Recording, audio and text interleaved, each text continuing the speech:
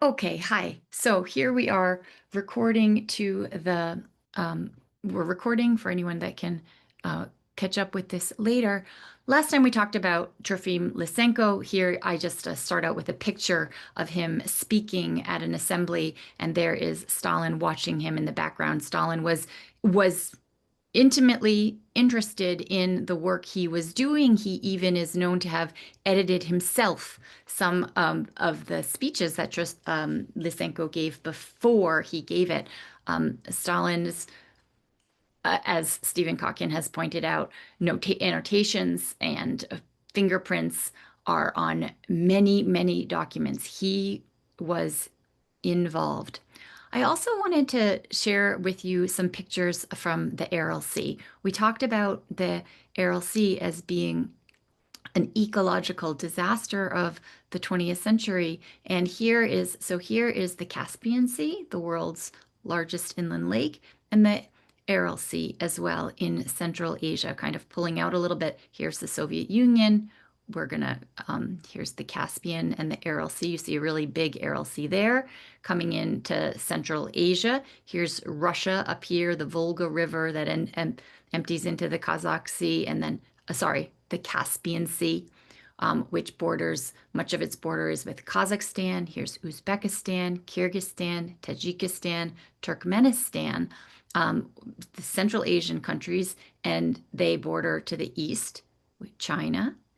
And then to the south, Afghanistan and Tajikistan share much of a border, as does Afghanistan with Turkmenistan, and then Iran over here moving westward towards the Mediterranean. Just a little geography lesson.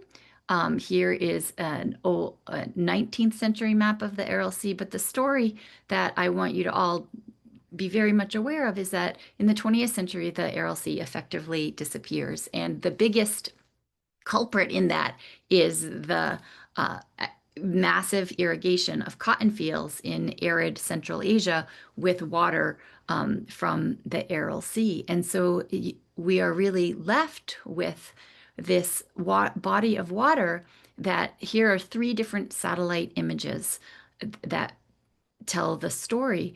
1977, you see Aral Sea, it's got some islands in it.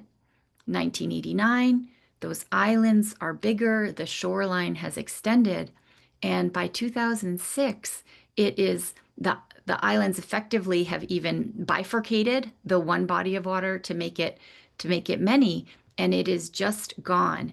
And so you can see these remarkable photos. What is a ship doing in the desert? It didn't used to be a desert. And there's many of these now. Camels will use it for shade. And, as it just shrunk, shrunk, shrunk, that is that's what it's been left with.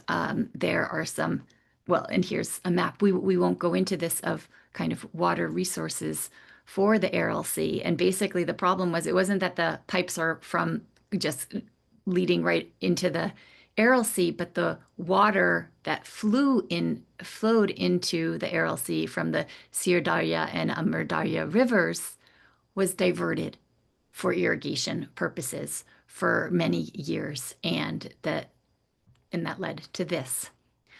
All right, I want us to return to the Cold War, and so we've been talking about the Cold War, and in a nutshell, you read George Kennan's The Long Telegram, which gives us the kind of strategy of containment, and that is and that so that that very much becomes the modus operandi, the guiding light of U.S. foreign policy in the second half of the 20th century was to not let the Soviet Union grow or extend its influence at all. Before we go in, and that led to major conflicts: Vietnam, Korea, Vietnam, Afghanistan. We'll talk about those. Before that, I do want to kind of just spend a few words about how does the Cold War play out in the USA? Because how what's communism as an idea? We talked about the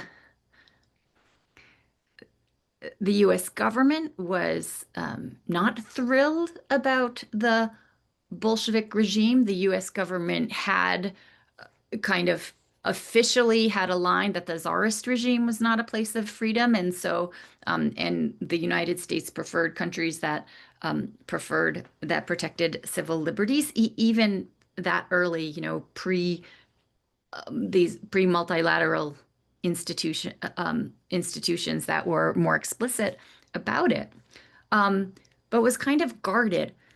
There was a small socialist move in the West. There were people that were enamored of the promises of socialism. I talked about Louis Fisher, the reporter, and so there was always a good amount of interest. There were people of the left that even embraced the Soviet idea, and there was a bit of immigration to there. That's these.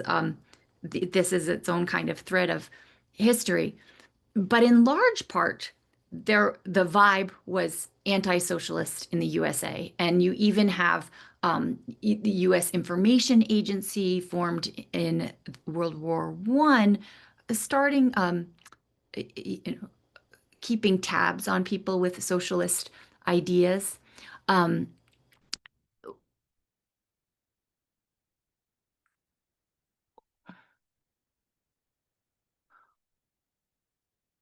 1 second.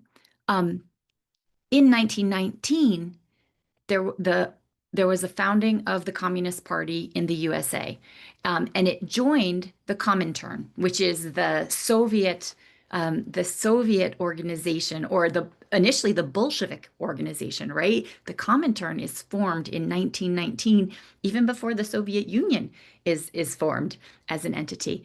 And the U.S. Communist Party joined the Comintern. The Comintern exists, and so the fear was always very much that we'll have this political party inside the country that is taking its orders from another country.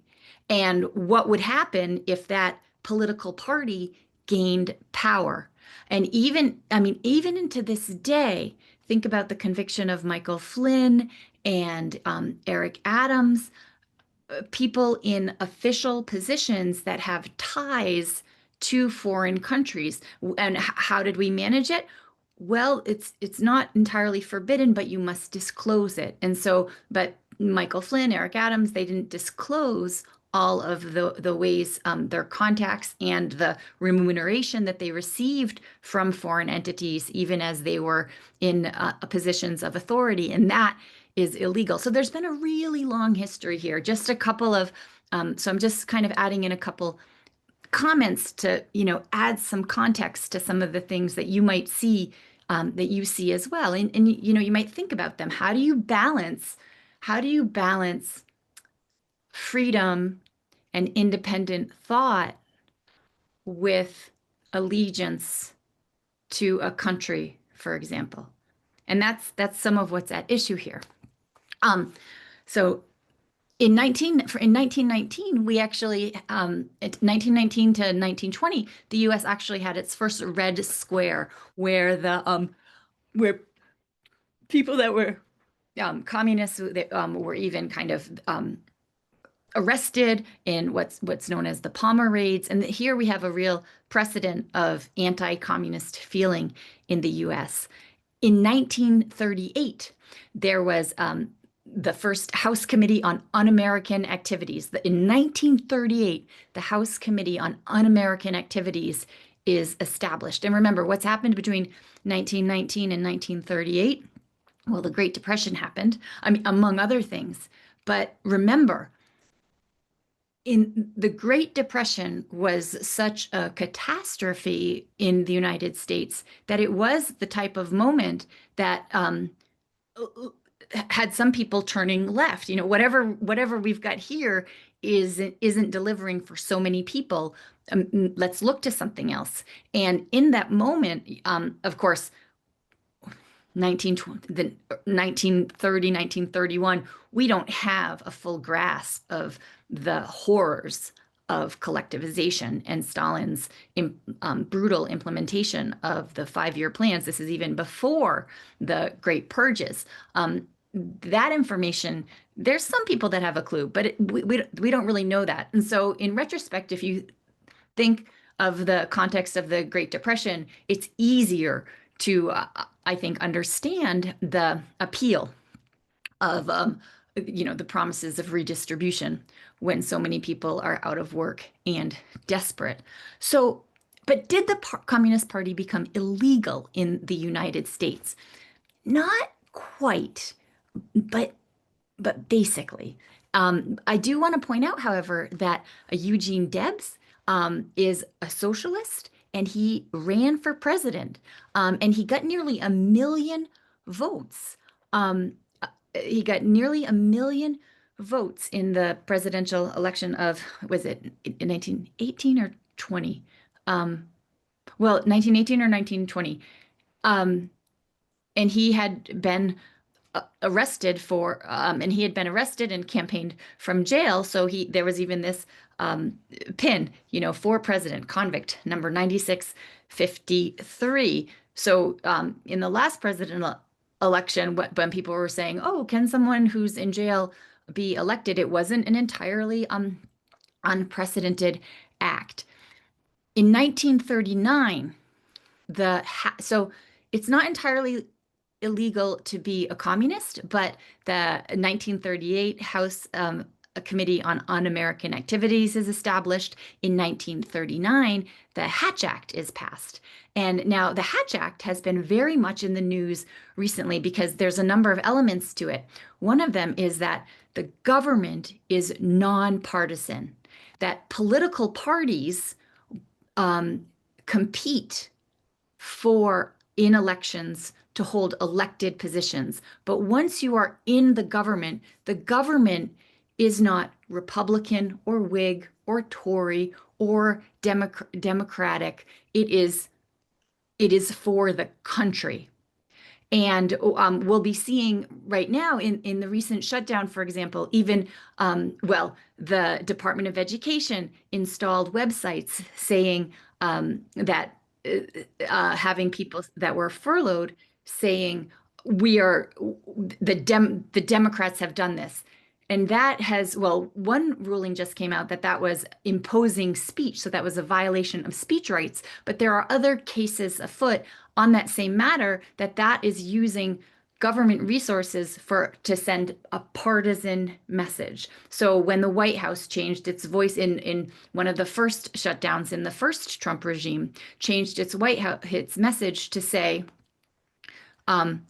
this shutdown is happening because of the Democrats. That is using public resources in a partisan way. When when Kellyanne Conway has promoted certain products, that is also using in not partisan in terms of parties, but using public office to promote a particular message about buying. That's also prohibited by the Hatch Act. There's this sense that government, in order to work well, needs to kind of identify that mission of working for the people, and that mission of working for the whole government supersedes any particular party allegiances. That notion is very, very much under stress right now. Just last week, we learned that there was a hearing where the president of the United States had briefed members of his political party on foreign policy issues and excluded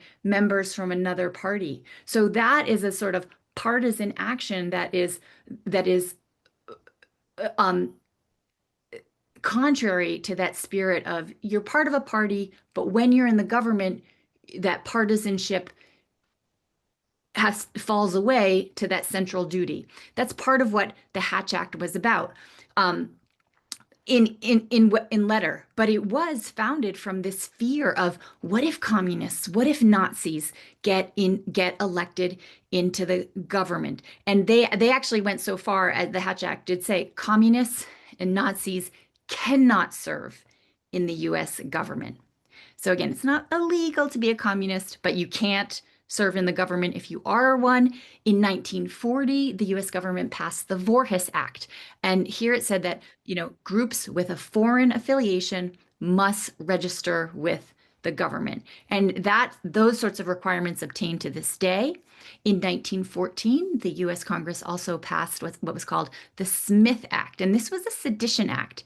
And it made speech that taught or advocated the overthrow of the government, as well as joining any organization that advocated the overthrowing of the government, illegal. So you can think about how this gets complicated with ideas of free speech. Vladimir Lenin, smash the government. We've got to blow it all up. And you've got Steve Bannon, smash the government. We've got to blow it all up, and really speaks in revolutionary terms. What's the best way to manage all this? So, in short, social, socialism is a worry in the American establishment before the Cold War gets going full on. But in the thick of the Cold War, then we'll even have McCarthyism. McCarthyism will emerge, and which was founded in a real fear of communism and that communists had infiltrated the government, or maybe some of those fears were real, but certainly, as McCarthyism played out, this senator from Wisconsin who he had hearings, and wielded this list of I know communists that were in the government, and he succeeded in wrecking an awful lot of careers and seeing that people were fired, et cetera, et cetera. And it turned out he didn't have that evidence, and but he was a bully, and he spoke righteously, and he wouldn't back down, and he managed to, without evidence, just saying he had evidence, destroy many many careers that way. Of course, there were spies. We read in Yalta, Algier Hiss, who was at Yalta. He was a U.S. lawyer, a businessman, a civil servant. He'd worked for the State Department. He was involved in the formation of the United Nations, and he was at Yalta. In Plohe's telling, he didn't play such a consequential role, but he was accused of espionage and having lied about being a member of the Communist Party. And he was convicted of perjury, although there's suspicions that perjury was not his only crime, that he passed information. In 1950, there were several more spies arrested in the US for atomic espionage. Klaus Fuchs, Harry Gold, David Greenglass, and Julius and Ethel Rosenberg were probably the most famous case, and they were executed in 1953 for spying for the Soviet Union. So so that's just kind of some mix of this world that is existing, kind of turning to international competition. So in that context, we have that at the IMF meetings, as they're trying to form what would become the International Monetary Fund, the IMF, where we'll have a multilateral, not the World Bank, but a multilateral organization to help distribute funds. And the Soviets are quite reluctant. The Soviets are allies in the World War II, quite reluctant to join in. And so Washington sends a wire to Moscow and say, help us get a read on this. What's going on? Why don't they want to play? And that's when Kennan sits down and he writes this long telegram. The major that essentially becomes the foundation for containment. We don't want the Soviets to spread anymore. And so, there's all these moments of tension. The Berlin blockade, right from the beginning, about that's, 48, 49, when the Soviets aren't going to let, um, they're like, well, we're here and our allies occupy part of it, but we want to squeeze them out. And that's what Stalin tries to do, and tries to say, well, you can't use the land, railways. I control the territory around that. And the US responds with, I mean, talk about expensive, but the Berlin airlift, where they don't let the Soviets get away with this, and they shuttle things in and out day over day after day. So expensive, but it's taken as this, we're going to invest because we don't want the Soviets to oust us from Berlin. And eventually Stalin relents. But things don't get totally pretty, but that's sort of a successful moment. Although then the Berlin Wall will go up. I mean, I won't go in deep into detail of this history, but the Berlin Wall kind of goes up quickly in 1961, when the regime just realizes that it's basically become an escape hatch, that people that want to get to the West are just can get into East Berlin, go to West Berlin, and then go to the West. And they don't want that to be happening. The Berlin Wall goes up when it cordons off the city. It's a fascinating history. If you ever have the opportunity to be in Germany, go to Berlin and go to the museums, and really immerse yourself in that crazy history, of this city, where you have a metro running that just kind of stops running under certain metro stops, because that's, the division between East and West Berlin. The Berlin Wall exists 1961 to 1989. We'll get to the wall coming down. It was a huge catalyst for the unraveling of the Soviet Union.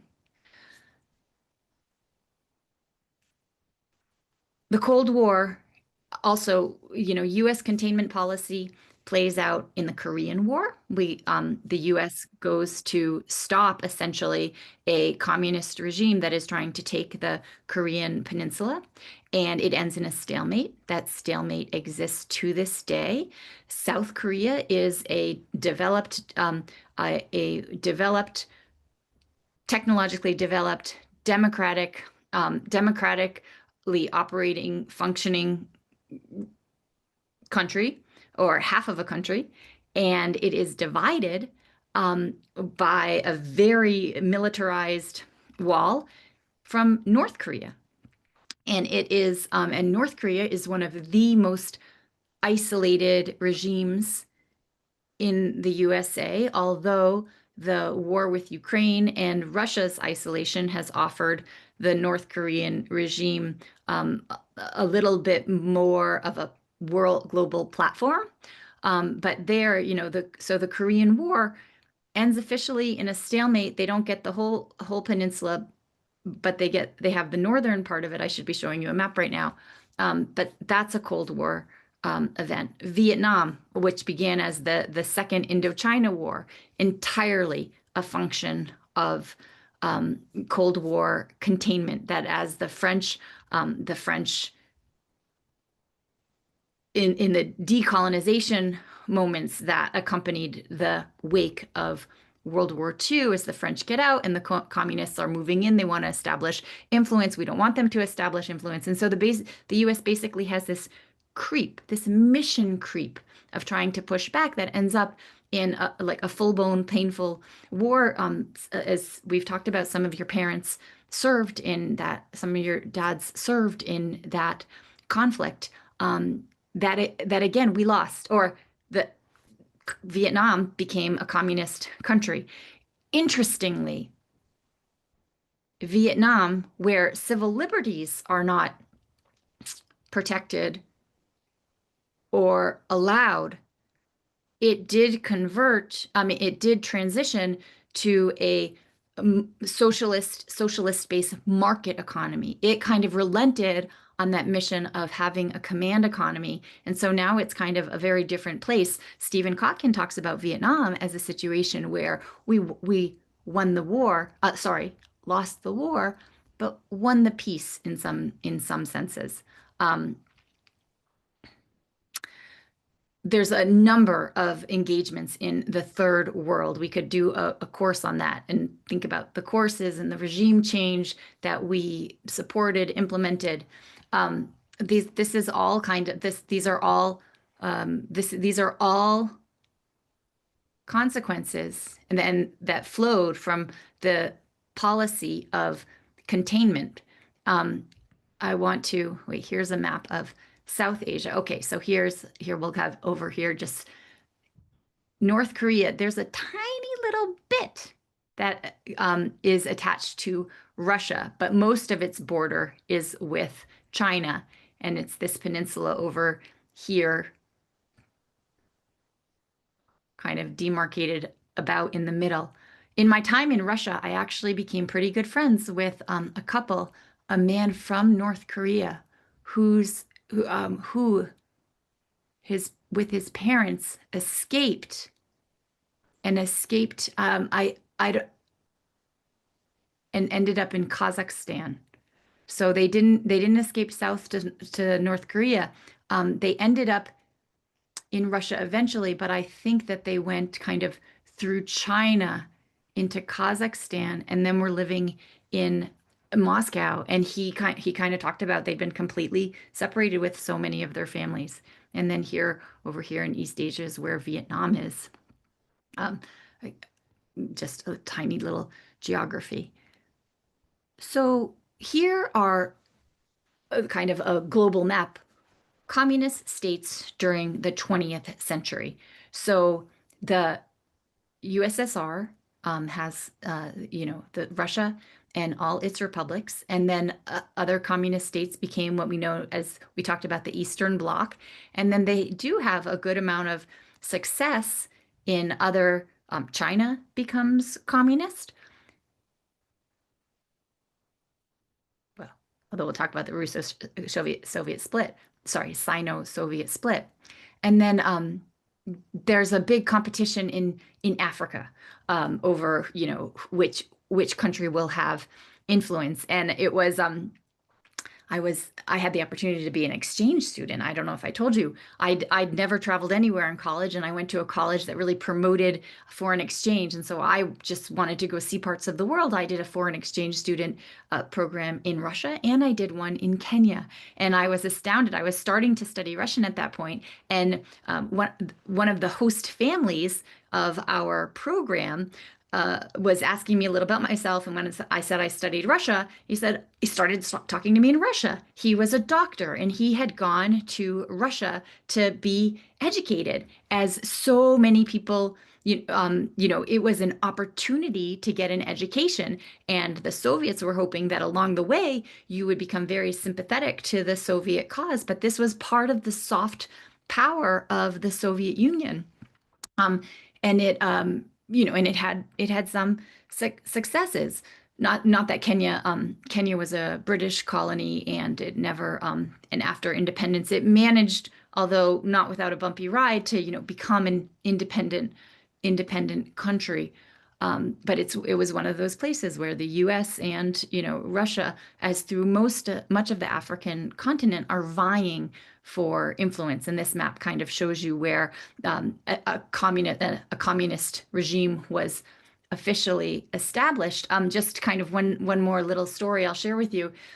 When I worked in Russia in the 90s, I met this man from South America. I forget which South America country, actually. And it was actually a very sad story. His parents had been, real believers in socialist promises, and they sent him to a boarding school in the Soviet Union. And this, again, these sorts of opportunities, these are subsidized. There, yes, you will get an education, and that education will hopefully,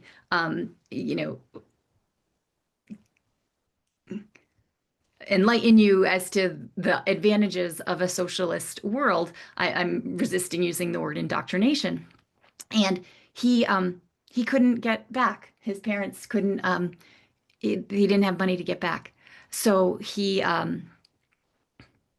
yeah, that like the subsidies had fallen away in the 90s as everyone's running out of money. And so he lived this quite lonely life where he was hoping to, get things together and be able to go back to his home country, which he hadn't been there in a decade anyway. He'd pretty much grown up. His parents had, sent him as a pretty young child. Um, And so here is a map, a world map of from 1959, and that's just the blue are NATO countries in 1959. The purple and lavender are other allies of the U.S. and sort of Western aligned. The green is a kind of countries where that were European colonies. That doesn't entirely tell us everything we might want to know about their leanings during these decades. So we'll just leave it at that. And the red countries, so the dark red, Burgundy, that's the Warsaw Pact countries. And then the red and two shades of red are other allies of the USSR. Um, And so that's kind of in very quick and dirty terms how the world is sort of lining up. Now, I want to say just a few more words about international competition. So this international competition is playing out in, military ways in war in Korea, in Vietnam, and then well, Afghanistan's slightly different. We'll talk about that. But the international competition is also playing out in all these other spheres. Obvious, the atomic race, very much related to military capabilities, of course, but the US gets a bomb first. The USSR is not far behind. It detonates its first atomic bomb in 1949. And then the existence of mutually assured destruction, that both of these countries have the military means to destroy the other, very much inform dynamics of the Cold War. Another way that competition plays out is through spying. Both of these countries are spying extensively. The space race is another sphere, and here the USSR um, is is leading early on. In 1957, the USSR launches its first Sputnik into space, a satellite. In 1959, the USSR has an unmanned landing on the moon. So they send something that lands there. It doesn't have a person in it. It doesn't come back. In 1961, the USSR puts the first man into space. It's Yuri Gagarin, is absolutely a hero. And he was, yeah, very much served Soviet propaganda purposes as being a hero, first man from Earth into space. And it's at that point that John F. Kennedy very much inspires Americans as part of this competition to invest in space travel, even at the time. Well, I think about Robert Kennedy's agenda was very much to battle poverty before engaging in a space race. Some of these, how nations set its priorities continues. But Kennedy inspires America to invest in the space race. NASA is founded, and the United States in 1969, it puts the first man to walk on the moon. So that's an example of we really, caught up and surpassed. Olympics are another venue of competition. Again, this revolution, the socialist revolution, promises not just a changing of the political guard, but a remaking of society where people will thrive in all aspects, intellectual, cultural, and physical. So those physical contests really matter. And here is these graphs for summer on the left and winter on the right show Olympic medal counts, 1924 to 1996. And in the Cold War, the Soviets overall, they prevail. They win more medals. They're even more dominant in the Summer Olympics than the Winter Olympics, surprisingly enough, since they have so much winter. But this graph also shows how post in the post-Soviet Olympics, that falls off significantly. Okay. the and this so this kind of competition of, exploration, be it into space, be it into unclimbed mountains in the Himalayas, be it to the Arctic and Antarctic poles, these are all kind of sites in which we see the Cold War competition, the socialist world versus the capitalist world. Who will get there first? I mean, this is just like the fish that the water everyone is swimming in the Cold War. One Along the way, there are a number of crises. Um, in May 1st, 1960, a CIA pilot, a spy plane, is captured.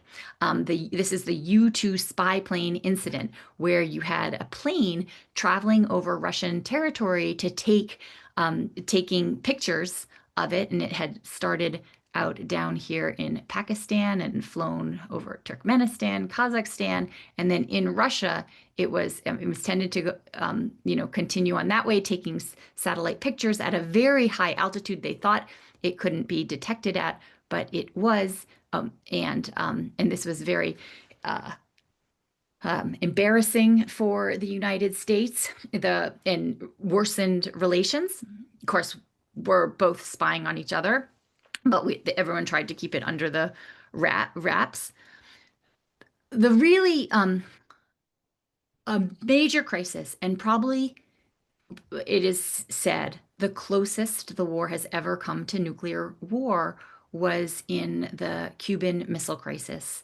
And here, what happened is the Soviets were building missiles in Cuba, their new ally. And you'll notice they're only, here's Cuba in the Western Hemisphere. When we check out this kind of map of world domination, Cuba was the only one in the Western Hemisphere.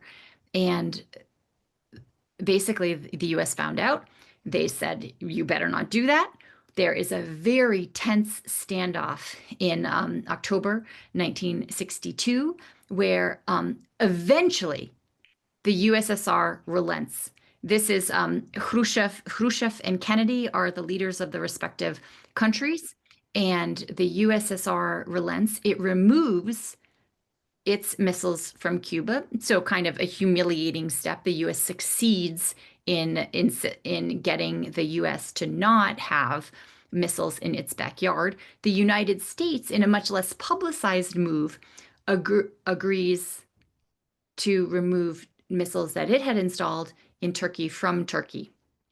Um, and we step back from the brink of nuclear war. And it's said that this crisis was so intense and so close to leading to nuclear war that maybe it made some heads turn toward détente. And détente was a period of an easing of relations, and it officially lasts. They say, that Nixon, formally initiates détente. We'll have Khrushchev had talked about peaceful coexistence, but there's a recognition of, on the part of the U.S., of Soviet interests and possessions by Nixon, that kind of formally leads us to say détente is kind of 1969 to 1979, ends with Afghanistan, with the Soviet invasion of Afghanistan. But this is where we're kind of trying to get along better. And so, yes, we formally say détente begins several years after the Cuban Missile Crisis, but that sort of kind of getting so close to the brink led many to think, okay, something's got to give. They're a nuclear power, we're a nuclear power. We mutually assured destruction obtains. We've got to figure out a way to get along in the world.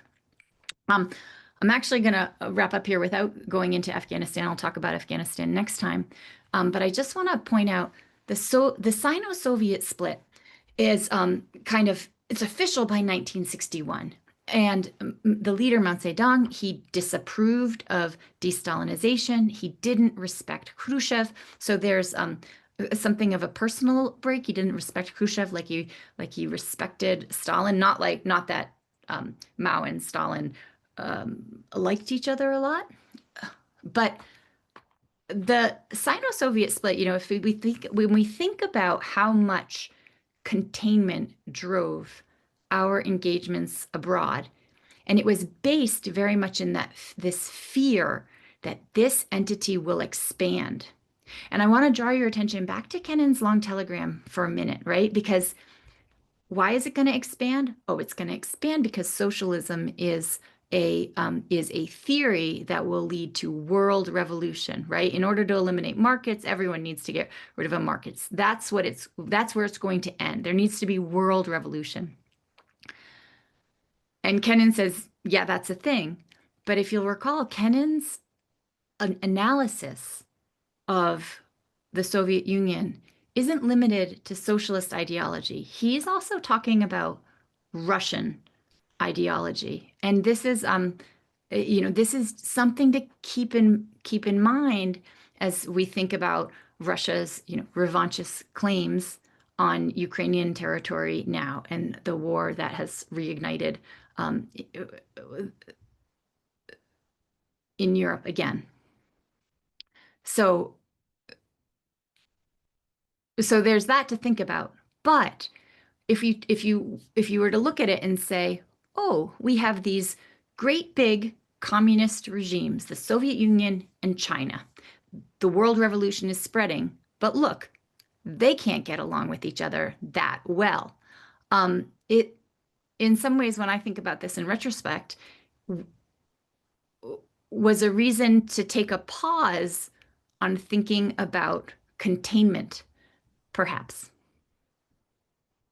All right, we will leave things there. Next time, I'll talk about Afghanistan. All right, have a good rest of the day.